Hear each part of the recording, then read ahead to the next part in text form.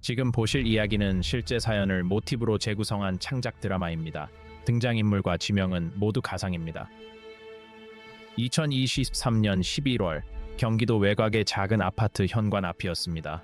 밤 9시가 넘은 시각, 여행용 캐리어 하나가 손잡이를 끝까지 뽑아 세운 채 놓여 있었습니다.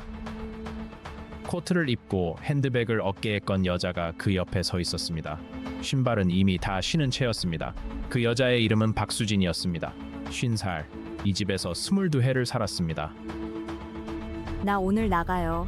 다시는 안 들어올 거예요. 수진아, 잠깐만. 내 말 좀 들어봐.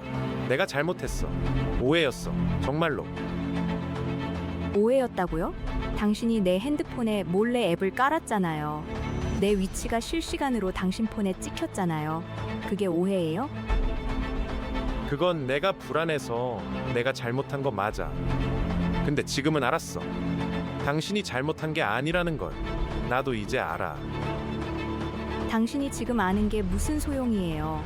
내가 죄인처럼 살아온 건 2년이에요. 2년 동안 매일 어디 가냐고, 누구랑 있냐고, 왜 늦었냐고. 나 지쳤어요. 더 이상 이렇게 못 살아요. 남편 김도연, 52살. 그는 아내를 사랑한다고 믿었습니다. 하지만 그가 한 행동은 사랑이 아니었습니다. 오늘 이야기는 의심이라는 이름 아래 무너진 어느 부부의 기록입니다. 사랑과 통제의 경계는 어디인가? 여러분과 함께 따라가 보겠습니다. 시간을 2해 전으로 돌려보겠습니다. 2021년 봄, 경기도 외곽의 조용한 주택단지. 낮은 저층 아파트들이 줄지어 선 이 동네에 김도연, 박수진 부부가 살고 있었습니다. 결혼한 지 22해째 되던 해였습니다. 도연 씨는 중소제조업체 관리부장으로 30년 가까이 일한 꼼꼼한 사람이었습니다. 회사에서는 서류 한 장도 빠뜨리지 않는 사람으로 통했습니다. 그 꼼꼼함은 직장에서 덕목이었습니다. 그러나 집에서는 때로 무거운 공기가 됐습니다. 수진 씨는 아이들이 크고 난 뒤 동네 작은 꽃집에서 파트타임 일을 시작했습니다. 이른 아침 꽃을 다듬는 손끝에선 흙냄새가 났고 오후에 돌아오면 옷에 꽃향기가 배어 있었습니다. 그 꽃집에서 보내는 몇 시간이 50대 초반의 여자가 오랫동안 잊고 있던 어떤 감각을 되찾게 해줬습니다. 자기 자신이라는 감각이었습니다. 오늘 모란 배달 나가야 하는데 점심 전에 올게요. 몇 시에 올 것 같아? 2시쯤? 왜요? 아니, 그냥. 두 사람은 22해 동안 큰 위기 없이 살아왔습니다. 돈이 많지는 않았지만 모자라지도 않았습니다. 자식들은 각자 독립해 살고 있었습니다. 겉으로 보면 두 사람은 잘 살고 있는 것 같았습니다. 어딘가에 균열이 생기기 전까지는 두 사람은 겉보기엔 평범한 부부였습니다. 오래된 부부들이 흔히 그렇듯 서로에게 익숙해진 채 살아가고 있었습니다. 주말이면 함께 장을 보고 명절이면 가족들을 챙겼습니다. 그런 부부에게 처음 균열이 생긴 건 그해 여름이었습니다. 저녁을 먹고 소파에 앉아 있다가 테이블 위 아내의 핸드폰에 메시지 알람이 떴습니다. 발신자 이름이 보였습니다. 낯선 남자 이름이었습니다. 이 부장. 수진아, 이 부장이 누구야? 꽃집에서 대량 주문하는 업체 담당자예요. 웨딩 쪽 일하는 분. 시즌마다 주문 넣어요. 아, 그래. 아내의 대답은 아무렇지 않았습니다. 그런데 도연 씨는 그날 저녁부터 잠을 이루지 못했습니다. 왜 핸드폰 화면을 그렇게 빨리 뒤집었을까? 왜 요즘 목요일마다 늦게 들어올까? 이 모든 질문은 아무 근거도 없었습니다. 그러나 도연 씨는 알면서도 멈출 수가 없었습니다. 도연 씨는 그날 저녁 혼자 방에 앉아 자꾸 핸드폰을 들여다봤습니다. 이 부장이라는 이름을 검색해보기도 했습니다. 웨딩 관련 업체, 아무것도 찾을 수 없었습니다. 그게 오히려 의심을 키웠습니다. 아무 정보가 없는 사람, 왜 아무 정보가 없지? 이미 그의 머릿속에서 의심은 스스로를 먹고 자라고 있었습니다. 다음 날 아침, 도연 씨는 밥을 먹으면서도 아내의 핸드폰을 자꾸 훔쳐봤습니다. 아내는 아무것도 모른 채 국을 떠먹고 있었습니다. 그 모습이 평화로워 보일수록 도연 씨의 가슴 안에선 무언가 조여드는 느낌이 들었습니다. 이게 뭘까? 이 감정이 뭘까? 그는 그게 두려움이라는 걸 그때는 알지 못했습니다. 그로부터 일주일 뒤 도현 씨는 퇴근 후 혼자 방에 앉아 인터넷 검색을 시작했습니다. 처음엔 막연했습니다. 그러다 검색 결과들이 구체적인 방법을 하나씩 안내하기 시작했습니다. 위치 추적 앱, 통화 내역 열람, 그리고 결국 상대방 몰래 기기에 위치 공유 앱을 설치하는 방법까지 나왔습니다. 도현 씨는 그 방법들을 한참 들여다봤습니다. 그리고 스스로에게 이렇게 말했습니다. 아무것도 아니면 확인하면 그만이지. 그러나 거기엔 결정적인 오류가 있었습니다. 아내에게는 감시당하지 않을 권리가 있다는 것. 부부 사이라고 해서 그 권리가 사라지지는 않는다는 것. 그는 다음 날 아침 아내가 욕실에 들어간 틈에 핸드폰을 집어들었습니다. 손이 약간 떨렸습니다. 앱을 설치하는데 채 2분도 걸리지 않았습니다. 아이콘을 숨겼습니다. 핸드폰을 다시 제자리에 내려놓고 아무 일도 없었다는 듯 식탁에 앉아 밥을 먹었습니다. 맞은편에서 아내가 국을 끓이고 있었습니다. 앱 설치를 마친 도현 씨는 그날 하루 종일 마음이 불안했습니다. 자신이 한 일이 옳은지 그른지 생각이 오락가락했습니다. 그러나 저녁에 지도 앱을 처음 열었을 때 아내의 파란 점이 꽃집 위에 가만히 찍혀 있는 걸 보자 이상하게도 마음이 가라앉았습니다. 그 안도감이 잘못된 것이라는 걸 그는 느끼지 못했습니다. 앱이 설치된 날부터 도현 씨의 하루는 완전히 달라졌습니다. 업무 도중 1시간마다 지도 앱을 열었습니다. 아내의 파란 점이 꽃집 위에 있으면 안도했습니다. 점이 움직이면 가슴이 조여왔습니다. 낯선 방향으로 이동할 것 같으면 곧바로 전화를 걸었습니다. 지금 어디야? 배달 나갔다 오는 길이에요. 왜요? 오늘 이 부장한테 전화 왔었어? 네, 다음 달 주문 건으로 잠깐 통화했어요. 얼마나 통화했어? 모르겠어요. 몇 분? 아니 그냥 밥은 먹었어? 수진 씨는 처음엔 남편의 전화가 걱정해서 오는 거라고 생각했습니다. 원래 좀 예민한 사람이니까 그렇게 넘겼습니다. 그러나 하루에 4-5번 이동할 때마다 걸려오는 전화는 걱정이 아니었습니다. 수진 씨는 꽃집에 가는 길이 달라지는 걸 느꼈습니다. 나갈 때마다 핸드폰을 확인하게 됐습니다. 돌아오는 길에도 서둘렀습니다. 왜 늦었냐는 말을 듣기 싫었기 때문입니다. 자신도 모르는 사이에 남편의 시선을 의식하며 살기 시작했습니다. 그러던 어느 목요일 저녁, 도현 씨는 자리에서 일어나 화장실에 가다가 습관처럼 지도 앱을 열었습니다. 그리고 멈췄습니다. 아내의 파란 점이 낯선 위치에 떠 있었습니다. 꽃집이 있는 방향이 아니었습니다. 좁은 주택가 골목 어딘가, 그 점은 30분째 그 자리에 머물러 있었습니다. 도현 씨는 회의 중 이유도 말하지 않고 자리에서 일어났습니다. 계단을 뛰어내려가 차를 몰았습니다. 앱이 안내하는 방향으로 좁은 골목으로 들어섰을 때 박수진이 오랜 친구 류지은과 분식집 앞에 서 있었습니다. 두 사람은 웃으면서 이야기를 나누고 있었습니다. 도현 씨는 차를 세우고 30분을 더 그 자리에 앉아 있었습니다. 엔진을 끄고 어두운 골목 안에서 아내를 바라봤습니다. 안도인지 허탈인지 모를 감정이 온몸을 천천히 훑고 지나갔습니다. 아내는 아무것도 하지 않았습니다. 그냥 친구와 밥을 먹었을 뿐이었습니다. 그런데도 도현 씨는 그 앱을 지우지 않았습니다. 도현 씨는 차 안에서 그날 있었던 일을 되짚어봤습니다. 아내는 친구와 밥을 먹었다. 그게 다였습니다. 자신이 한 짓은 회의를 박차고 나와 아내를 미행한 것이었습니다. 그걸 깨닫자 부끄러움이 밀려왔습니다. 그러나 집에 돌아와 아내의 얼굴을 보자 확인하지 않고는 못 베기는 그 충동이 다시 살아났습니다. 그날 이후로도 도현 씨는 매주 목요일마다 아내의 위치를 더 주의 깊게 추적했습니다. 사실 목요일이 늦은 이유는 단순했습니다. 꽃집 대형 업체 주문 마감이 목요일이었고 서류 정리와 다음 주 준비를 그날 했던 겁니다. 수진 씨는 한 번도 그 사실을 숨긴 적이 없었습니다. 의심이라는 건 증거가 없다고 해서 가라앉지 않습니다. 아무것도 발견되지 않으면 더 정교한 방법을 찾으려 듭니다. 도현 씨는 카드 명세서를 출력해 아내의 결제 내역을 일일이 체크하기 시작했습니다. 커피숍 영수증이 나오면 혼자 갔을 리 없다고 생각했습니다. 영수증 한 장도 그냥 넘기지 않았습니다. 이 커피 2잔은 누구랑 마신 거야? 꽃집 사장님이랑 잠깐 쉬면서 마셨는데요. 왜요? 그게 문제예요? 그 사장님이 남자야? 60 넘은 할머니예요. 도연 씨, 이거 도가 지나친 거 아니에요? 아니, 그냥 물어보는 거잖아. 잘못된 거야? 수진 씨는 그 말에 답하지 않았습니다. 그냥 물어보는 거라는 말이 몇 달째 반복되고 있었습니다. 그냥 물어보는 게 이렇게 많은 집이 어디 있냐는 말을 삼켰습니다. 대신 설거지를 했습니다. 물소리가 크게 났습니다. 이런 장면이 반복됐습니다. 수진 씨가 외출할 때마다 도연 씨는 앱을 열었습니다. 아내가 움직이면 추적했습니다. 영수증을 모았습니다. 통화 기록을 봤습니다. 그리고 이상해 보이는 게 있으면 아내에게 물었습니다. 대부분 아무것도 아닌 일이었습니다. 그러나 도연 씨는 멈추지 않았습니다. 의심이 일상이 됐습니다. 이 이야기를 듣고 계신 여러분, 남편의 이 행동들 걱정일까요? 아니면 감시일까요? 걱정은 상대방이 안전하기를 바라는 마음입니다. 통제는 상대방이 자신의 손안에 있기를 바라는 마음입니다. 걱정받는 사람은 감동합니다. 통제받는 사람은 질식감을 느낍니다.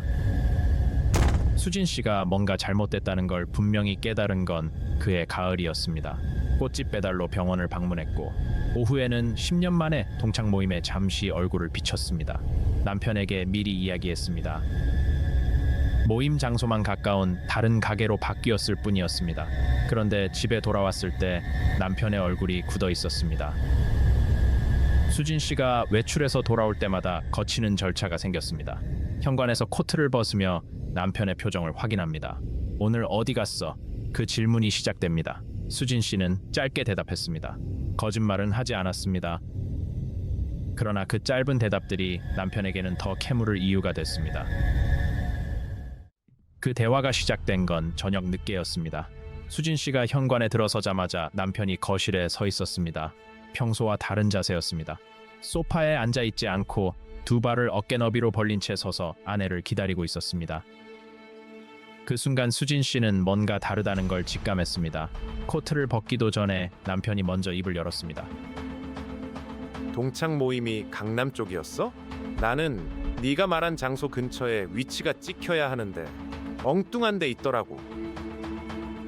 잠깐, 당신 내 위치를 봤어요? 어떻게요? 당신 폰에 위치 공유 앱 깔아놨어. 가족 안전 확인 차원에서. 뭐라고요? 위치가 잠깐 다른 곳에 찍혔는데 모임 장소를 바꿨으면 말은 했어야지.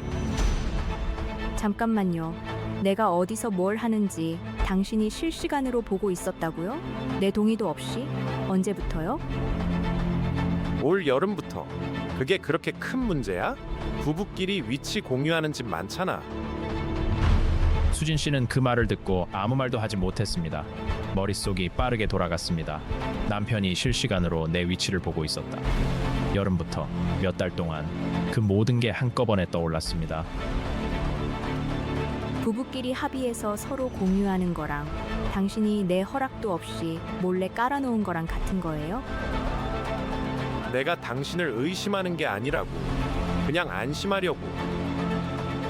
그럼 왜 나한테 말 안 했어요? 안심하고 싶으면 물어봤으면 됐잖아요. 당신은 나를 감시한 거예요. 그날 밤 두 사람은 처음으로 진짜 싸움을 했습니다. 도연 씨는 걱정이었다고, 불안이었다고, 나쁜 의도가 아니었다고 되풀이했습니다. 그러나 수진 씨는 더 이상 그 말을 들으려 하지 않았습니다. 의도가 어떻든 결과가 감시라면 그건 감시라고 침실 문이 세게 닫혔습니다. 수진 씨는 그날 밤 침실 문을 닫고 오래 울었습니다. 울고 싶어서 운 게 아니라 눈물이 먼저 나왔습니다. 이제 뭘 어떻게 해야 할지 몰라서 나온 눈물이었습니다. 내가 뭘 잘못한 건가? 내가 정말 의심받을 행동을 한 건가? 자꾸 자신을 의심하게 됐습니다. 그게 가장 무서운 일이었습니다. 피해자가 스스로를 의심하게 되는 것. 사흘 뒤 수진 씨의 요구로 도연 씨는 앱을 삭제했다고 말했습니다. 핸드폰에서는 실제로 지웠습니다. 그러나 그는 며칠 만에 집에 있는 태블릿에서 같은 계정으로 다시 접속하는 방법을 찾아냈습니다. 수진 씨는 알지 못했습니다. 도연 씨는 이제 두 개의 기기로 아내의 위치를 확인했습니다. 삭제했다는 거짓말과 함께 그뿐만이 아니었습니다. 어느 날 밤 수진 씨가 잠든 사이에 도연 씨는 아내의 통화 기록을 열어봤습니다. 이 부장과의 통화 한 통 3분 12초 꽃 배달 주문을 확인하는 전화였습니다. 그러나 도연 씨의 눈에는 달리 보였습니다. 왜 3분씩이나? 배달 확인이면 1분이면 충분한데 왜 굳이 통화를 문자로 해도 될 텐데. 그는 그날 밤 이 부장이라는 이름을 인터넷에서 검색했습니다. 웨딩 플래너, 47살, 기혼, 자녀 둘. 그 정보들이 화면에 떴는데도 도연 씨의 의심은 가라앉지 않았습니다. 오히려 그는 또 다른 이유를 찾으려 했습니다. 의심이라는 건 한번 뿌리를 내리면 반증으로도 쉽게 뽑히지 않습니다. 오히려 더 깊이 자랍니다.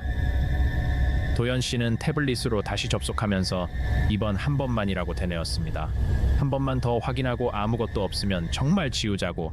그러나 그 다음 날도 또 그 다음 날도 앱을 열었습니다. 강박에 가까워지고 있었습니다. 수진 씨가 앱 삭제를 요구했을 때 도연 씨는 한켠으로 안도했습니다. 이제 끝나는구나. 그러나 사흘이 지나자 다시 불안이 찾아왔습니다. 모른다는 게 무서워졌습니다. 그 불안이 다시 태블릿을 손에 쥐게 만들었습니다. 그 무렵부터 수진 씨는 집에서 늘 무언가를 의식하게 됐습니다. 남편의 시선이 카메라처럼 느껴졌습니다. 대화가 사라졌습니다. 남편이 말을 걸어오는 건 대부분 행방을 묻는 것이었습니다. 오늘 어디 갔어? 몇 시에 나갔어? 집에 들어서는 순간부터 보고를 해야 했습니다. 꽃집을 그만두는 건 어떠냐는 말도 여러 번 들었습니다. 처음엔 애둘러서, 나중엔 대놓고. 그 말을 들을 때마다 수진 씨의 가슴 한쪽이 내려앉았습니다. 꽃집은 그녀가 자신을 되찾은 곳이었습니다. 그것마저 빼앗기는 건 자신이라는 존재를 잃는 일이었습니다. 도연 씨, 내가 잘못한 게 있으면 말해요. 왜 자꾸 내 생활을 조이는 거예요? 내가 조이는 게 아니잖아. 그냥 물어보는 거지. 매일 어디 가냐? 누구랑 있냐? 왜 늦었냐? 이게 그냥 물어보는 거예요? 꽃집은 계속해야 해? 좀 쉬어도 되는 거 아니야. 나 그 일 좋아요. 왜요? 당신이 먼저 나한테 의심받을 짓을 하지 않았으면 이런 일도 없잖아. 이 한마디가 결정적이었습니다. 당신이 의심받을 짓을 했다는 말. 수진 씨는 그 자리에서 더 이상 아무 말도 하지 않았습니다. 그러나 무언가가 그녀 안에서 끊어졌습니다. 소리 없이 집안의 공기가 달라졌습니다. 저녁을 함께 먹어도 거의 말이 없었습니다. 두 사람이 같은 방에 있는데도 서로가 멀었습니다. 수진 씨는 남편의 눈을 자꾸 피했고 도연 씨는 아내의 표정을 읽으려 했습니다. 뭔가 숨기는 게 있는 건 아닐까? 그 의심이 공기처럼 방 안에 가득 차 있었습니다. 수진 씨가 친구 류지은에게 모든 걸 털어놓은 건 그의 11월 빗속에서였습니다. 두 사람은 우산을 쓰고 골목을 걸었습니다. 류지은 씨는 이미 수진 씨의 목소리가 달라진 걸 느끼고 있었습니다. 예전보다 낮아졌고 느려졌고 뭔가를 늘 조심하는 것 같은 목소리였습니다. 자신이 없는 목소리, 허락을 구하는 목소리. 수진아, 요즘 많이 힘들어 보여. 무슨 일 있어? 지은아, 솔직히 말할게. 남편이 내 위치를 실시간으로 보고 있어. 통화 기록도 들여다보고 어디 가면 뭐 했냐고 물어. 외출하고 돌아오면 현관에서부터 신문 받는 기분이야. 결혼한 건지 수감된 건지 모르겠어. 수진아, 그거 불법이야. 동의 없이 위치 추적하는 건 법 위반이야. 몰랐어? 남편이 하는 건데 부부 사이에도 법이 적용돼? 당연히 적용돼. 부부라도 동의 없이 위치를 추적하거나 통신 내용을 들여다보는 건 엄연히 위법이야. 가정 안에서 벌어진다고 예외가 아니라고. 수진아, 이거 절대 그냥 넘길 일이 아니야. 류지은 씨는 수진 씨의 이야기를 들으면서 여러 번 숨을 들이켰습니다. 충격받은 게 아니라 화가 난 것이었습니다. 친구가 이런 일을 겪는 동안 자신은 아무것도 몰랐다는 것, 수진 씨가 혼자 견뎌왔다는 것, 그 생각에 가슴이 뜨거워졌습니다. 류지은이 한 말은 사실이었습니다. 대한민국 법률상 배우자라 하더라도 동의 없이 위치 추적 앱을 설치하거나 통신 내역을 열람하면 통신비밀보호법 위반 또는 스토킹 처벌법상 스토킹 행위에 해당할 수 있습니다. 부부 사이니까 괜찮다는 생각이 가장 흔한 오해입니다. 수진 씨는 그날 밤 오랫동안 생각했습니다. 신고를 해야 할까? 이혼을 해야 할까? 그리고 한 가지를 결심했습니다. 남편에게 상담을 받으러 가자고 제안하겠다고. 이 결혼을 당장 끝내고 싶지 않았고 이 사람이 왜 이러는지 마지막으로 알고 싶었습니다. 수진 씨는 그날 밤 신고와 이혼 사이에서 오래 고민했습니다. 신고하면 남편이 법적 처벌을 받을 수 있었습니다. 이혼하면 22해의 결혼이 끝나는 것이었습니다. 어느 쪽도 선뜻 고를 수 없었습니다. 그러나 한 가지만은 분명했습니다. 지금 이대로는 안 된다는 것. 도연 씨, 나 부탁이 하나 있어요. 부부 상담 한번 받아봐요. 둘이서. 상담? 우리가 왜? 뭐가 그렇게 문제야? 나 요즘 힘들어요. 당신도 힘든 거 알아요. 그냥 한 번만 같이 가봐요. 상담사한테 우리 집 얘기를 굳이 해야 해? 그게 더 불편한데. 같이 안 가면 나 혼자 갈 거예요. 도현 씨가 마지못해 동의한 건 이틀 뒤였습니다. 그는 속으로 이 상담이 아내를 안심시키는 자리가 될 거라고 생각했습니다. 자신이 그렇게 나쁜 사람이 아니라는 걸 설명하면 되겠다고. 상담사가 자신의 말을 들으면 이해해 줄 거라고. 그는 자신의 행동에 진짜 문제가 있다는 걸 그때까지도 깨닫지 못하고 있었습니다. 도연 씨가 이틀 뒤 동의했을 때 수진 씨는 안도하지 않았습니다. 상담이 무언가를 바꿔줄 거라는 확신이 없었기 때문입니다. 그러나 다른 방법이 없었습니다. 지금 할 수 있는 것을 하나씩 해보는 수밖에 없었습니다. 상담센터는 경기도 외곽 오피스 건물 2층이었습니다. 소파 2개가 마주 놓여 있는 방. 강상담사는 40대 중반의 남성으로 판단하는 말을 하지 않겠다고 먼저 말했습니다. 도현 씨는 그 말이 좋으면서도 이 자리가 자신에게 불리하게 돌아갈 것 같다는 예감을 지울 수 없었습니다. 김 선생님, 위치 공유 앱을 아내분 동의 없이 설치한 게 맞습니까? 네, 그랬습니다. 그 행동이 아내분에게 어떤 영향을 줬을 것 같습니까? 저는 해치려 한 게 아니에요. 불안해서 한 거지. 나쁜 의도는 없었어요. 의도가 불안이었다는 걸 압니다. 그런데 상대방이 경험하는 것은 의도가 아니라 행동입니다. 박 선생님은 지금 어떻게 느끼십니까? 내가 무슨 죄인 같았어요. 하루 종일 어딜 가나 보고되는 느낌. 내 삶이 내 것이 아닌 것 같았어요. 어디 가고 싶어도 가면 안 될 것 같은 기분이 들었어요. 전화가 올까봐 괜히 빨리 돌아오기도 했고요. 두 분 모두 잘 말씀해 주셨습니다. 오늘은 여기까지 하고 다음번에는 좀 더 깊이 들어가 보겠습니다. 도연 씨가 오래 침묵했습니다. 방 안이 완전히 조용해졌습니다. 시계 초침 소리가 선명하게 들렸습니다. 강상담사는 서두르지 않았습니다. 수진 씨는 손을 무릎 위에 얹은 채 남편의 얼굴을 보고 있었습니다. 김 선생님, 한 가지 더 여쭤봐도 될까요? 아내분을 의심하게 된 계기가 있었습니까? 아니면 이전부터 이런 불안을 자주 느끼셨습니까?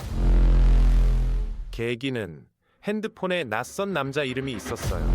그게 처음이었어요. 그 이전에는요? 혹시 비슷한 불안을 다른 상황에서, 지금 결혼 이전의 다른 관계에서라도 느낀 적이 있습니까? 이것이 첫 번째 반전이었습니다. 도연 씨의 의심은 박수진이 만들어낸 것이 아니었습니다. 20년도 더 전 치유하지 못한 채 덮어두고 살아온 상처 하나가 아직 살아 있었습니다. 그 상처는 사라진 게 아니었습니다. 조용히 내면 어딘가에 웅크리고 있다가 핸드폰 화면에 낯선 이름 하나가 뜨는 그 순간 다시 깨어났습니다. 그리고 그것이 아무 잘못도 없는 사람에게 쏟아지고 있었습니다. 오래된 일이 있어요. 제가 30 초반이었을 때 사귀던 여자가 있었는데 그 사람이 저 모르게 다른 사람을 만났어요. 한참 뒤에 알았는데 그때 충격이 꽤 컸어요. 한동안 사람을 못 믿었어요. 그 상처가 아직 완전히 해결되지 않은 채로 내면에 남아있고 지금 아내분과의 관계에서 다시 활성화되고 있는 것일 수 있습니다. 도현 씨는 그 순간 처음으로 이것이 자신의 문제라는 걸 인정했습니다. 그 인정이 말로 나오기까지 또 한참이 걸렸습니다. 강상담사는 두 사람이 감정을 정리하도록 몇 분을 주었습니다. 도연 씨는 눈을 감고 수진 씨는 창밖을 보고 있었습니다. 20년 전 상처, 2년간의 감시, 쌓아온 거리. 그것들이 그 방 안에서 천천히 모습을 드러내고 있었습니다. 수진아, 미안해. 내가 진짜 잘못했어. 아, 두 번째, 세 번째 상담이 이어졌습니다. 도현 씨는 지각한 날이 없었고 감정 일기 과제도 빠뜨리지 않았습니다. 처음엔 한 줄도 못 쓴 날이 있었지만 점점 길어졌습니다. 오늘 아내의 위치가 다른 방향으로 이동해 가슴이 조여왔다. 그게 잘못인 줄 알면서도 멈출 수가 없었다. 그러나 상담은 상처를 드러내는데 시간이 필요했습니다. 그 시간 동안 수진 씨의 마음은 다른 속도로 움직이고 있었습니다. 수진 씨는 세 번째 상담이 끝난 날 밤 류지은에게 전화를 했습니다. 창밖으로 빗소리가 들렸습니다. 그 상담들 사이에서 수진 씨는 조금씩 달라졌습니다. 상담사에게 자신이 느낀 것들을 말로 꺼내면서 그 감정들의 이름을 붙이게 됐습니다. 무력감, 죄의식, 자기 검열. 그 단어들을 처음 들었을 때 수진 씨는 울었습니다. 그게 자신이 겪은 일의 이름이라는 것이 위로이면서 동시에 슬픔이었습니다. 지은아, 나 결심한 것 같아. 무슨 결심? 상담이 도움이 되는 건 알아. 도현 씨가 변하려 한다는 것도 보여. 그런데 나 이미 많이 지쳤어. 2년이잖아. 2년 동안 내가 죄인처럼 살았잖아. 그 시간들이 없어지지 않아. 노력한다고 해서 그 시간이 없었던 게 되진 않잖아. 수진아, 충분히 생각한 거야? 응, 충분히 생각했어. 이 지점에서 다시 여러분께 묻겠습니다. 가해자가 자신의 잘못을 인정하고 변하려 애쓸 때 피해자는 머물러야 할까요? 아니면 떠날 자유가 있을까요? 상처를 입힌 사람이 달라지겠다고 할 때 그 약속을 기다려야 할 의무가 있을까요? 변화의 가능성이 보인다고 해서 이미 입은 상처가 사라지는 건 아닙니다. 수진아, 그래도 2년이잖아. 한 번 더 생각해봐. 생각을 안 한 게 아니야. 생각을 너무 많이 했어. 나한테 시간이 필요해. 이 질문에 법은 답하지 않습니다. 수진 씨만이 그 답을 결정할 수 있었습니다. 그녀는 결정했습니다. 20년 넘게 사랑한 사람과의 관계보다 지금 당장 자신을 돌봐야 한다는 결정. 그것은 포기가 아니었습니다. 이 선택은 오롯이 수진 씨의 몫이었습니다. 네 번째 상담 날이었습니다. 도현 씨가 먼저 도착해 기다렸습니다. 5분, 10분, 20분. 수진 씨가 오지 않았습니다. 전화를 걸었습니다. 받지 않았습니다. 2번, 3번 걸었습니다. 읽음 표시가 뜨지 않았습니다. 도현 씨는 아무 말도 하지 못했습니다. 1시간이 지나고 도현 씨는 상담센터를 나왔습니다. 집으로 돌아가는 차 안에서 불길한 예감이 왔습니다. 위치 앱을 열었습니다. 안에 파란 점이 없었습니다. 앱에서 나가 있었습니다. 아파트 주차장에 차를 세우고 엘리베이터를 탔습니다. 현관문을 열었을 때 집안이 이상하게 조용했습니다. 현관 신발장 아래에 항상 있던 여행용 캐리어가 없었습니다. 옷장을 열었습니다. 안에 외투 몇 벌이 빠져 있었습니다. 서랍을 열었습니다. 기초 화장품들이 없었습니다. 그리고 냉장고 위에 메모 한 장이 놓여 있었습니다. 도현 씨의 손이 떨렸습니다. 도현 씨는 한참 서 있다가 소파에 앉았습니다. 메모를 읽고 또 읽었습니다. 창밖은 어두웠습니다. 집안의 냄새가 달라진 것 같았습니다. 아내의 화장품 냄새, 샴푸 냄새가 없었습니다. 집이 갑자기 낯선 곳이 됐습니다.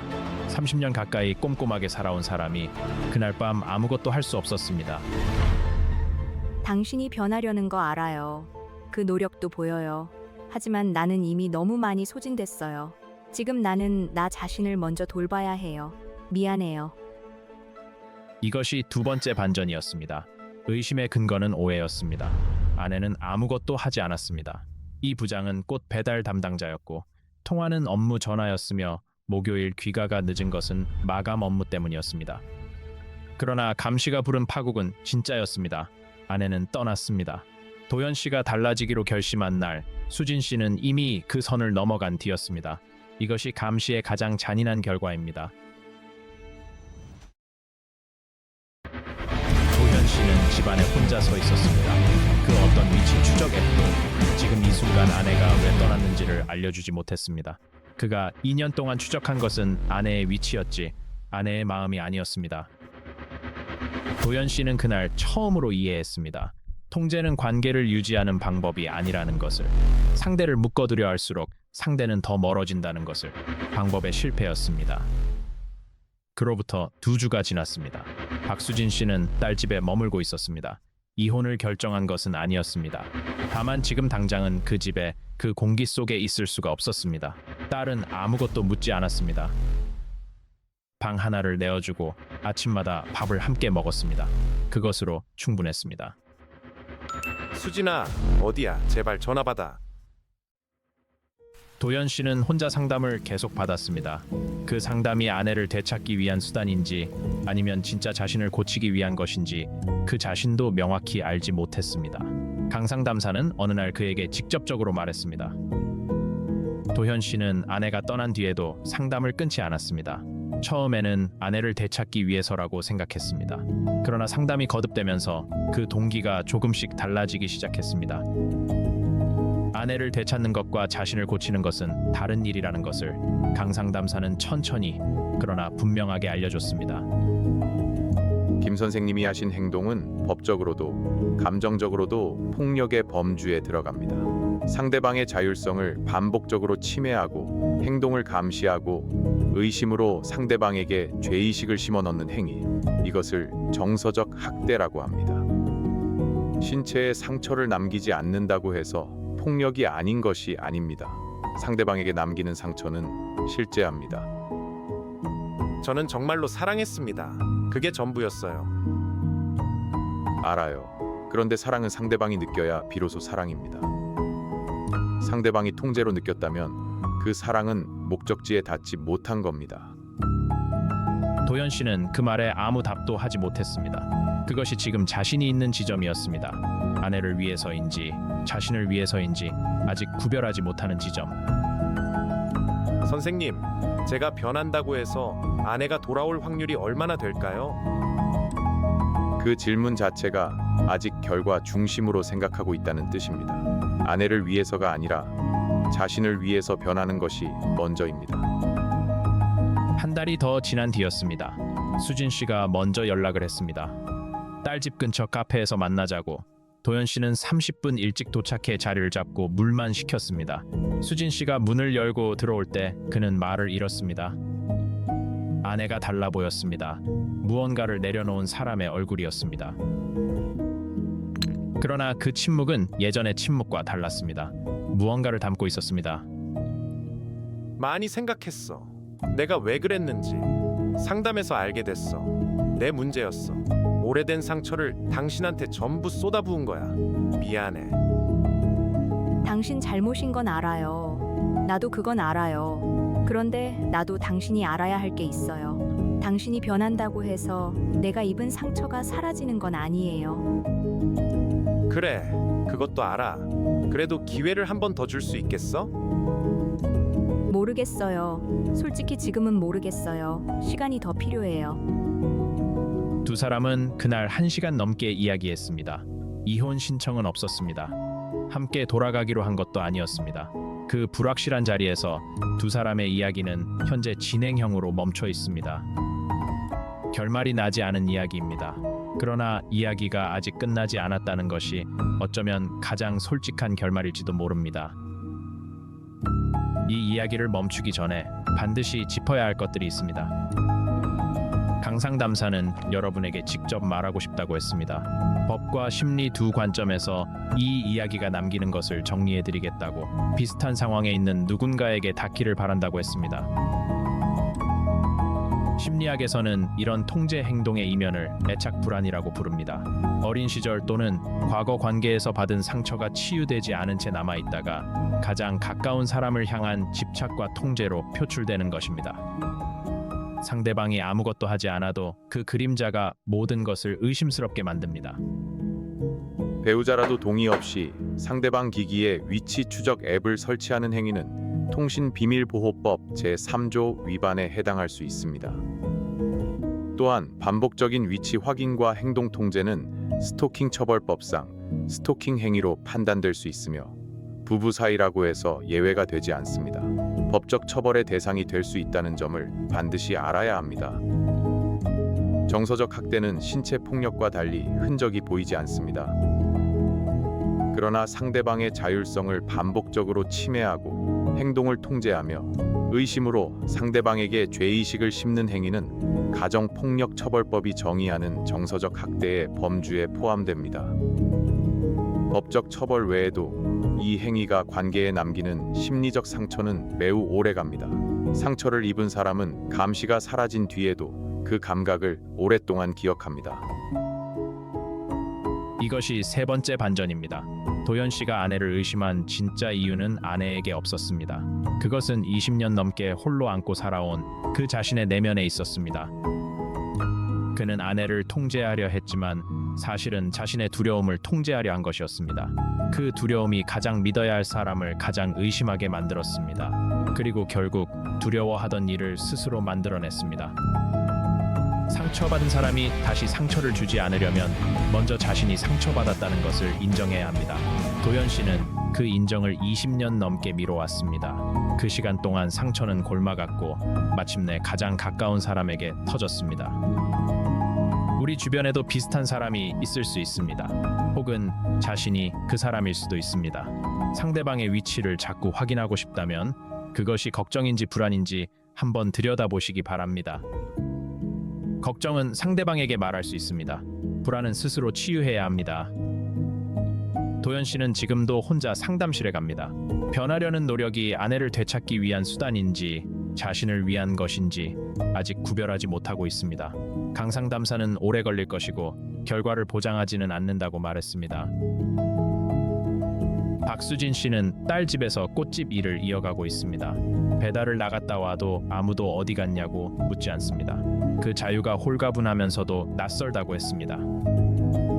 오래 감시받은 사람은 감시가 없어진 뒤에도 한동안 감시를 느낀다고 합니다. 그것도 상처의 일부입니다. 수진 씨가 다시 꽃집에 출퇴근하기 시작한 것은 집을 나온 지 한 달이 지나서였습니다. 어느 날 아침 문을 나서면서 아무도 어디 가냐고 묻지 않는다는 것을 깨달았습니다. 그 순간 눈물이 났다고 했습니다. 이 이야기에서 의처증이라는 단어를 쓰지 않으려 했습니다. 도연 씨는 치유받지 못한 상처를 가진 사람이었습니다. 그 상처가 그를 잘못된 방향으로 이끌었습니다. 그러나 심리적 배경을 이해하는 것과 그 행동을 용납하는 것은 다른 일입니다. 제가 변한다고 해서 수진이가 돌아오지 않을 수도 있다는 걸 이제는 알아요. 그래도 해야 할 것 같아요. 가해자를 완전한 악인으로 볼 수 없습니다. 하지만 그렇다고 용서를 강요할 수도 없습니다. 피해자가 회복하는 속도는 가해자가 반성하는 속도보다 훨씬 더 느리고 더 험합니다. 그 간격을 좁히는 것은 오로지 시간과 당사자들의 선택만이 할 수 있는 일입니다. 이 이야기로 도연 씨를 용서하라는 말을 하려는 게 아닙니다. 이런 일이 왜 생기는지를 이해하는 것은 중요합니다. 이해는 용서가 아닙니다. 그러나 이해 없이는 같은 일이 반복됩니다. 지금 비슷한 상황에 놓여 있다면 혼자 감당하려 하지 마십시오. 전국 지역사회복지관 및 건강가정지원센터에서 무료 또는 저비용으로 부부 상담을 받을 수 있습니다. 도움을 구하는 것은 용기 있는 일입니다. 스토킹 피해 신고는 100시리 정서적 학대 상담은 가정폭력 피해자 지원 전화 햄366으로 연락할 수 있습니다. 배우자에 의한 디지털 감시도 법적 보호를 받을 수 있습니다. 혼자 고민하지 마세요. 도연 씨가 아내를 잃은 것은 사랑한다는 이름 아래 통제했기 때문이었습니다. 수진 씨가 집을 나간 것은 자신의 삶을 더 이상 자신의 것으로 살 수 없었기 때문이었습니다. 자신이 어디 있는지, 누구와 있는지를 항상 증명해야 하는 삶, 그 피로가 쌓이고 쌓이다 어느 날 더 이상 견디기 어려워진 것이었습니다. 여러분께 묻겠습니다. 사랑과 통제는 어떻게 구별할 수 있을까요? 그 답은 단순합니다. 상대가 자유롭다고 느끼는가 아니면 감시받는다고 느끼는가. 상대가 내 곁에 있는 것이 선택이어야 합니다. 두려움이나 의무로 머물러 있는 것이라면 그건 관계가 아닙니다. 그건 감금입니다. 부부 사이에도 개인의 자율성과 프라이버시는 온전히 보호받아야 합니다. 사랑한다는 이유로 상대의 모든 것을 알 권리가 생기는 것이 아닙니다. 동의 없는 위치 추적, 통화 기록 열람, 반복적인 행동 추궁은 법적 처벌의 대상이 될 수 있으며 동시에 관계의 가장 깊은 신뢰를 파괴합니다. 상처받은 내면을 치유하지 않은 채 가장 가까운 사람에게 쏟아내면 결국 그 사람마저 잃게 됩니다. 통제는 사랑을 증명하지 못합니다. 신뢰만이 사랑을 지킵니다. 오늘 이 이야기를 들으신 여러분, 당신의 배우자는 오늘 하루를 온전히 자신의 것으로 살았습니까? 아니면 누군가의 시선 아래에서 눈치를 보며 하루를 보냈습니까? 잠깐 생각해 보시기 바랍니다.